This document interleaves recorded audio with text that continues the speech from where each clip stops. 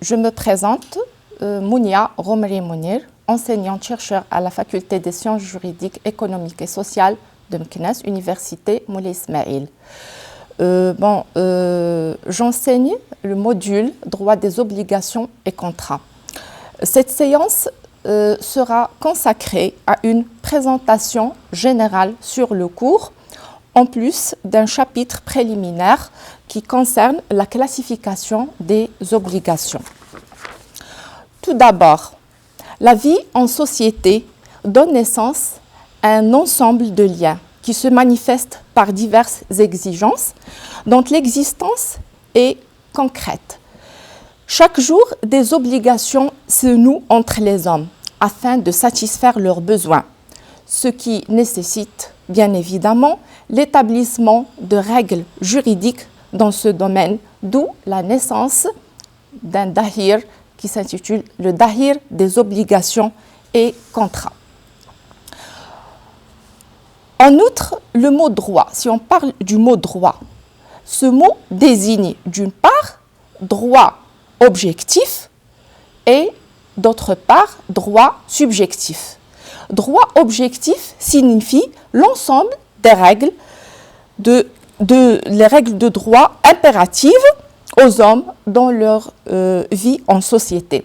C'est un ensemble de règles de droit qui organise les rapports entre les êtres humains dans une société et qui sont en particulier sanctionnés par l'autorité publique. D'autre part, le droit subjectif signifie le droit qu'octroie la loi à une personne afin de satisfaire un intérêt ou pour obliger une autre à accomplir ou à exécuter quelque chose. Donc, c'est l'ensemble des prérogatives dont peuvent se prévaloir les individus et qui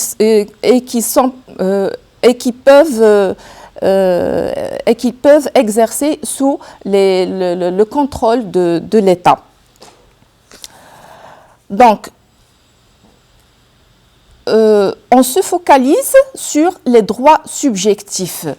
Droits subjectifs, comme on l'a déjà précisé, c'est l'ensemble des prérogatives particulières dont une personne peut se prévaloir. Donc, ces prérogatives peuvent s'exercer soit sur une chose, dans ce cadre, on dit que la personne dispose d'un droit réel, ou encore une personne peut se prévaloir de ses prérogatives sur une personne déterminée. Et dans ce cas, on dit qu'elle dispose d'un droit personnel ou un droit de créance. Certes, il existe une distinction entre droit personnel et droit réel. Le droit personnel, c'est un rapport entre deux personnes. Donc, une partie, on l'appelle débiteur, et l'autre partie, créancier. En fait, c'est un rapport entre deux patrimoines, le patrimoine du créancier et le patrimoine du débiteur. D'autre part, on a le droit réel. Donc, le droit réel, c'est une prérogative que son titulaire exerce directement sur une chose. Donc, ici, on a un rapport entre une personne et une chose. Donc, au niveau du droit personnel, on est en présence de trois éléments, à savoir le créancier, le débiteur et l'obligation. Alors qu'au niveau du droit réel, on a un rapport entre deux éléments, à savoir une personne et une chose. Donc, dans le cadre du droit personnel, on dit que le droit personnel n'est opposable qu'à la personne du débiteur. Donc, dans ce cas, on parle d'un droit relatif. Alors que dans le cadre du droit réel, il s'agit d'une opposabilité absolue, c'est-à-dire qui peut être, donc ce droit peut être invoqué par son titulaire à l'égard de toute autre personne. Par conséquent, le droit réel confère à son titulaire un droit de suite et un droit de préférence. Qu'est-ce qu'un droit de suite? Un droit de suite, c'est un droit permettant à son titulaire de suivre en quelques mains qu'elle passe la chose sur laquelle il dispose d'un droit réel. Dans le cadre du droit personnel, le créancier n'a qu'un droit de gage général sur le patrimoine de son débiteur. Donc, il ne possède aucun droit particulier sur les biens du débiteur. Et par conséquent, le débiteur pourra aliéner ses biens jusqu'à ce que le créancier procède à la saisie de ses biens, si bien sûr, si ces biens restent entre les mains du propriétaire. Mais il ne peut pas les saisir entre les mains d'un nouvel acquéreur, donc inversement au cas du droit réel. Le droit de préférence. Donc, ce droit confère au créancier le privilège d'être payé par préférence à tous les autres créanciers, tels que par exemple le créancier titulaire d'une hypothèque, il se trouve privilégié par rapport au créancier chirographaire. Dans ce cadre, on s'interroge sur la notion d'obligation. Donc l'obligation, ce qu'on doit signaler à ce niveau, c'est que l'obligation en général, elle peut être employée pour désigner un devoir de respecter une décision ou une prescription de l'autorité publique. En droit commercial, elle désigne un titre émis par une société commerciale, mais en droit civil, elle a un double sens. Donc, dans un premier sens, le sens étroit, elle désigne une prestation due par le débiteur à son créancier. Et dans un second sens, c'est un lien de droit entre deux personnes, ainsi que son exécution, elle peut être réalisée par la justice. Donc, l'obligation, c'est un lien de droit entre deux personnes, l'une appelée créancier et l'autre débiteur. Et en vertu de ce rapport de droit, le créancier peut exiger du débiteur de faire un acte ou de s'abstenir de le faire ou de transférer un droit réel. Donc, à ce niveau, il convient de signaler que l'appellation d'ahir des obligations et contrats s'inspire de l'importance de l'obligation et l'importance de son exécution par le débiteur. Donc, puisque l'obligation est un rapport juridique, un rapport qui est réglementé par la loi, qui rassemble deux personnes, débiteur, créancier. Donc, débiteur, c'est celui qui doit l'obligation. On dit que c'est un sujet passif. Et le créancier, c'est celui qui est en droit d'exiger. C'est un sujet actif dans ce rapport.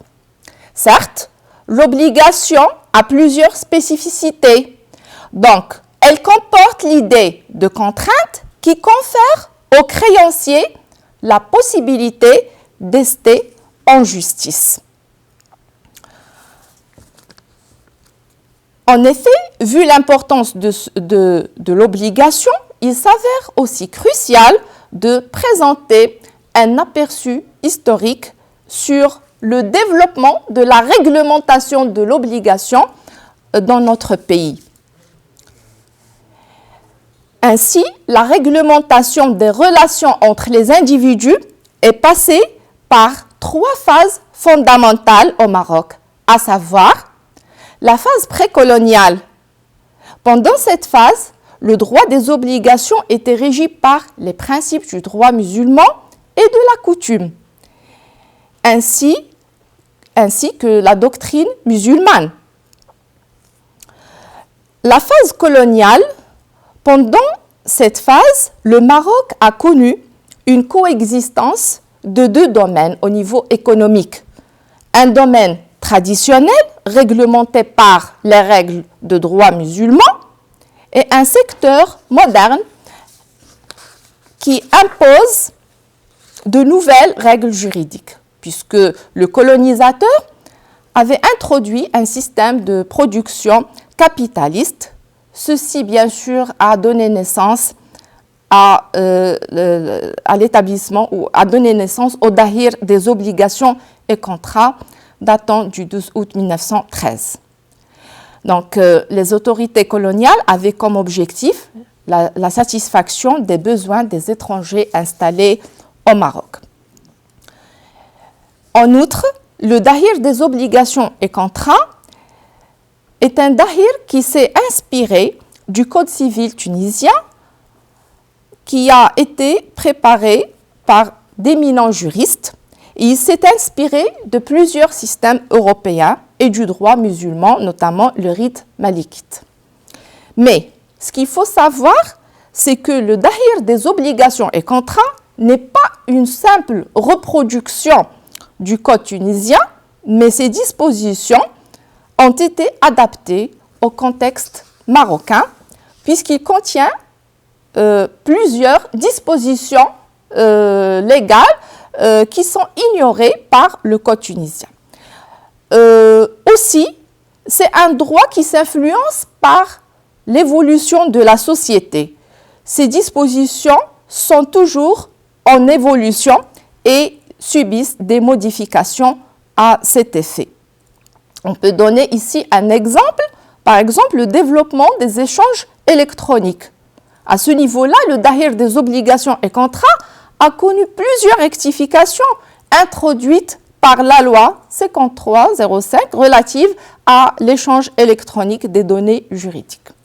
Concernant la phase de l'indépendance, cette phase s'est caractérisée par un événement très important, savoir la promulgation de la loi du 26 janvier 1965 relative à l'unification, l'arabisation et la marocanisation de la justice. Cette loi a engendré l'élargissement du domaine d'application du dahir des obligations et contrats, qui est devenu applicable au niveau de toutes les juridictions du royaume. Donc, le dahir des obligations et contrats deviendra le code unique des obligations et contrats pour l'ensemble du Maroc. Certes, le dahir des obligations et contrats, donc ce dahir a été établi pour des raisons. Tout d'abord, raisons pratiques, c'est-à-dire que ici, on a l'obligation qui s'intéresse, ou l'importance de l'obligation qui s'intéresse aux relations sociales, c'est l'axe des relations sociales, parce que la majorité des relations patrimoniales qui se nouent entre les hommes sont des rapports d'obligation. Aussi, ce cours représente aussi, l'étude de ce cours représente un intérêt théorique, puisque le droit des obligations constitue la base commune du droit privé. Et en fait, le dahir des obligations et contrats son étude révèle une grande importance, c'est qu'il a acquis depuis longtemps la valeur de modèle à l'égard des autres disciplines juridiques. Donc, avant d'entamer l'étude de l'obligation de ces différents côtés, de ces différents axes, il convient tout d'abord de présenter une classification des obligations. Ce qu'il faut signaler dans ce cadre, c'est qu'au niveau du dahir des obligations et contrats, il n'y a pas une classification de ces obligations.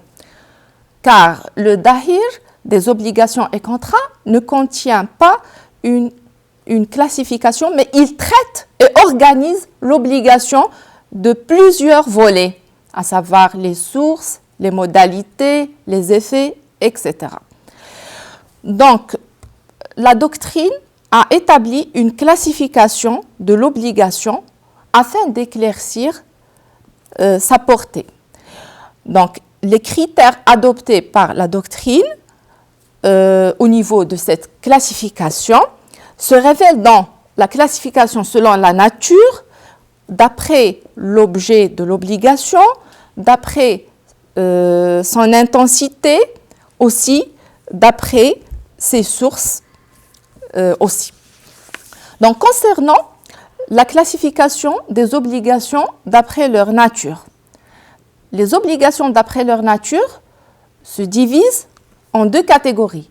Il y a les obligations naturelles et les obligations civiles. L'obligation naturelle a pour source la morale. Donc, sa nature, c'est le devoir. Inversement à l'obligation civile, qui est une obligation qui est prévue et sanctionnée par la loi. Et par conséquent, c'est une obligation parfaite, puisqu'elle procure un droit d'ester en justice. Donc, l'obligation civile, elle s'inspire de la loi. Sa source, c'est la loi. Et ses composantes sont le devoir en plus de la contrainte. Ce qu'il faut signaler dans ce cadre aussi, c'est qu'il y a bon d'obligations civiles qui sont inspirées des obligations morales. Parce que la loi, elle peut reprendre les obligations morales et les sanctionner en justice. Donc, dans ce cadre, on parle de la transformation de l'obligation morale en une obligation civile. La deuxième classification, elle s'envisage dans la classification des obligations d'après leur objet.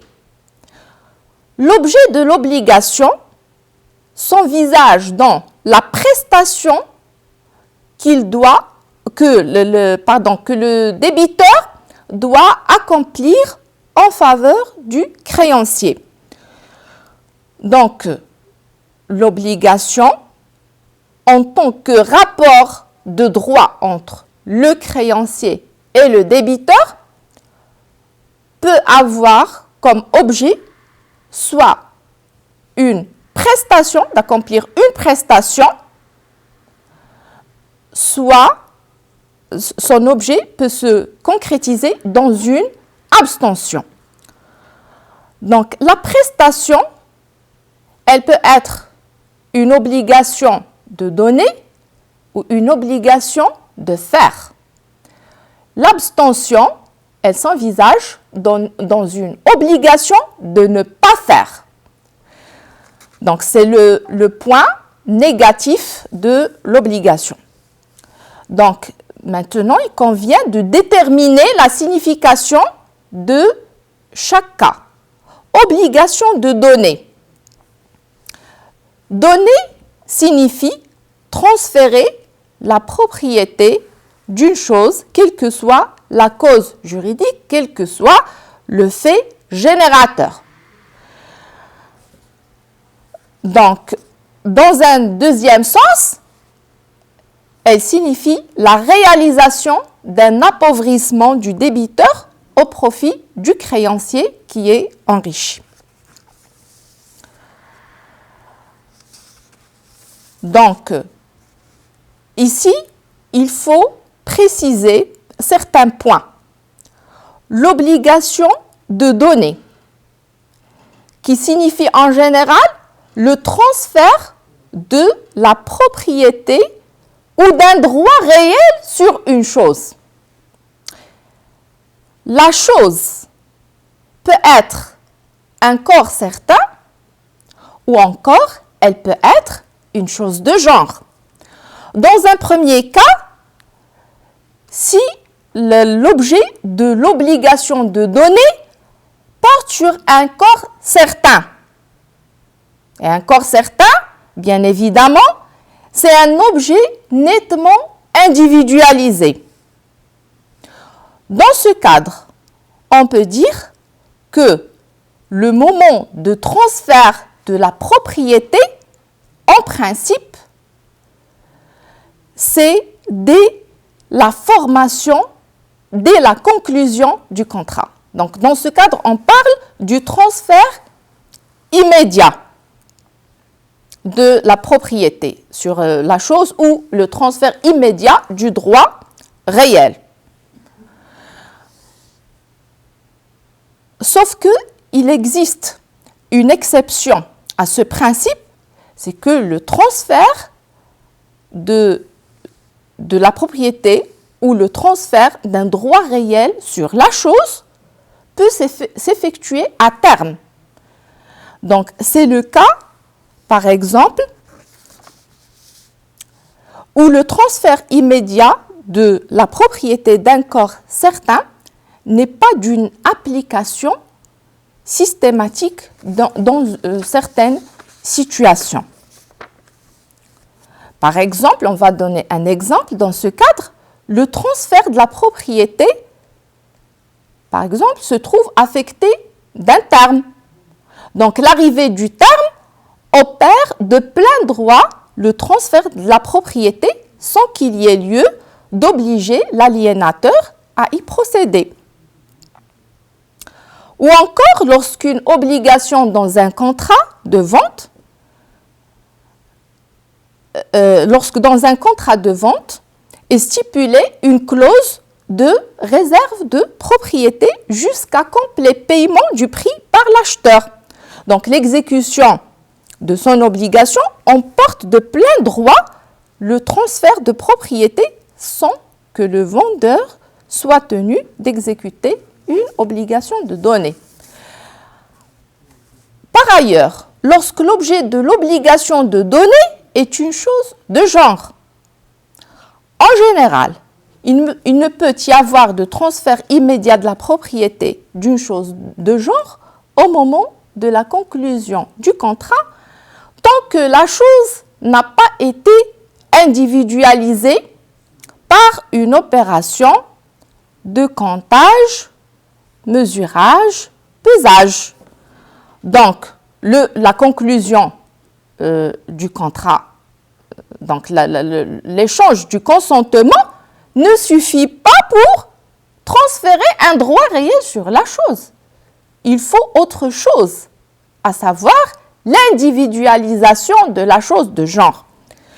Donc, le moment du transfert du droit réel sur cette chose ou d'un droit de propriété sur cette chose s'effectue par, en premier lieu, la conclusion du contrat et aussi, il faut une individualisation de cette chose de genre, donc par les moyens ou en vertu des moyens d'individualisation sont le comptage, le pesage et le mesurage.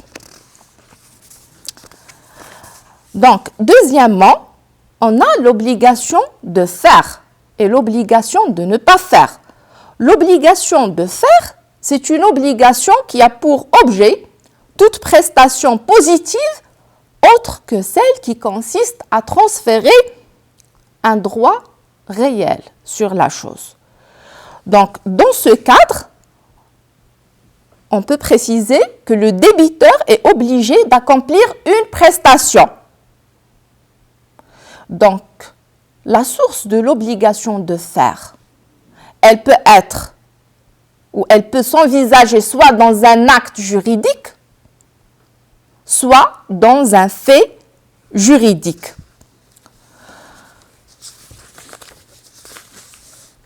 Alors que l'obligation de ne pas faire,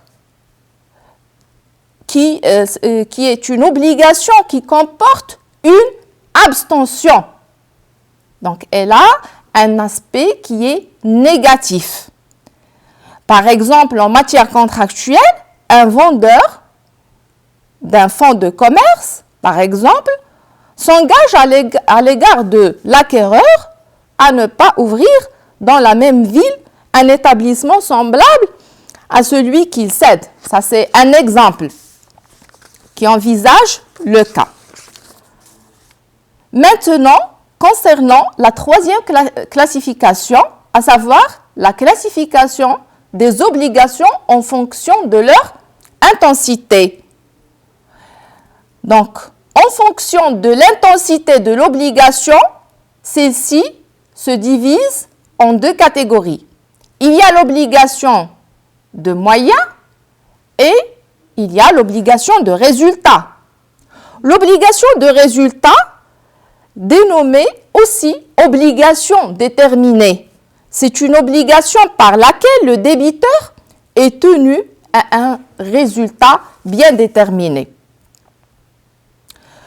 Par exemple, dans un contrat de transport, le transporteur s'engage à faire parvenir la chose transportée ou le voyageur à destination. Donc, le débiteur n'exécute son obligation que si le résultat est atteint. Par conséquent, l'inexécution de l'obligation engage la responsabilité du débiteur sans qu'il soit nécessaire pour le créancier de prouver que le débiteur n'a pas mis en œuvre les moyens nécessaires pour lui donner satisfaction. Dans ce cadre, on parle de la présomption de la faute du débiteur.